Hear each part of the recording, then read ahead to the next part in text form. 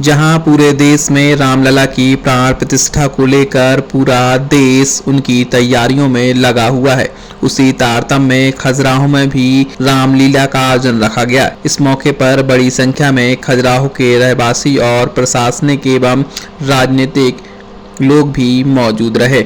मंच से विधायक अरविंद पटेरिया ने बोलते हुए कहा कि मर्यादा पुरुषोत्तम भगवान श्री राम की प्राण प्रतिष्ठा होना है, उसी आयोजन को लेकर यह कार्यक्रम खजुराहो में किया जा रहा है।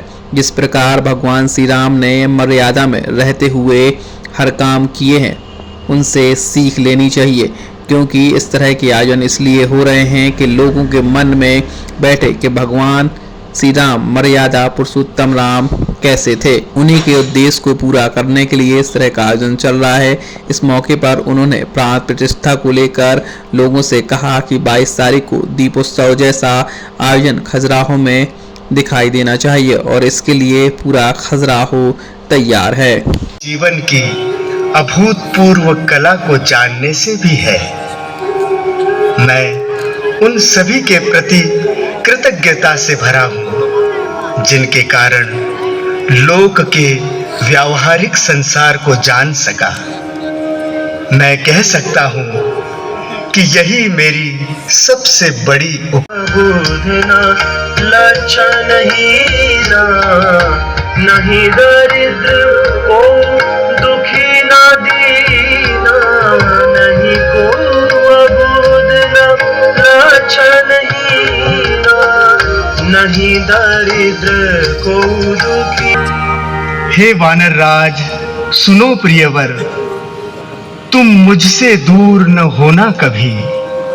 मैं हूं तुम्हारा और तुम। अवधपुरी प्रकटे प्रभु आई, चरित्र अनेक किए रघुराई। माया मनुज रूप प्रभु धारे, निज भक्तों के कष्ट निवारे। वन में जाए असुर संघारे, जय सिया राम जय सिया राम।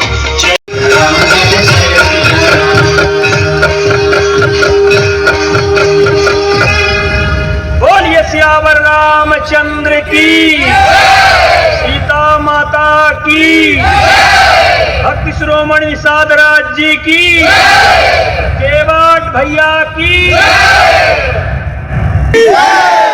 जय सिया राम, वीर बजरंगबली की जय। जय सिया राम।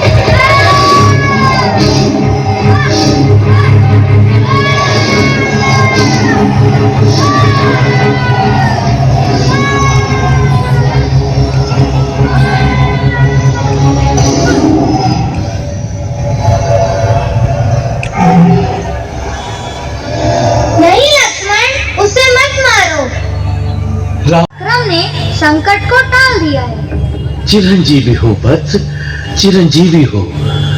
तुमने आज सच्ची मित्रता निभाई है।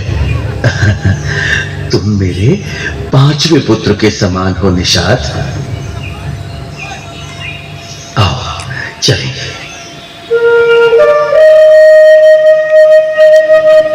तो जो सबको पालते हैं, सबके प्राणों के आधार हैं, उनके प्राणों की रक्षा की थी निषाद गोरी ने।